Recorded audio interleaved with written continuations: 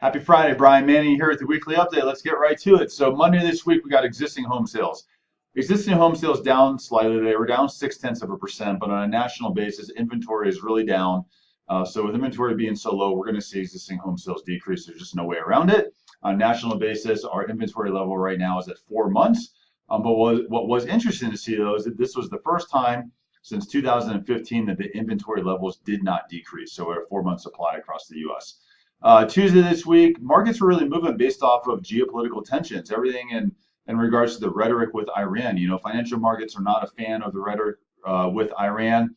Iran has the ability to disrupt global markets. They have the ability to disrupt global trade. They could have an impact on the cost of oil. If you have the cost of oil that's going to increase, that would create inflation. And if we get inflation in the marketplace, that's going to have a negative impact on mortgage rates. So overall, rhetoric with Iran was definitely making some movements in markets on Tuesday. Wednesday this week, and with every single Wednesday, we get the Mortgage Bankers Association read on applications. And what's interesting to see is that even with mortgage rates being higher and inventory being lower, purchase applications on a year-over-year basis are up 2%. So the purchase market is still really strong. Thursday this week, markets were mixed. Facebook's certainly bringing down some of the markets, but the agreement with the U.S.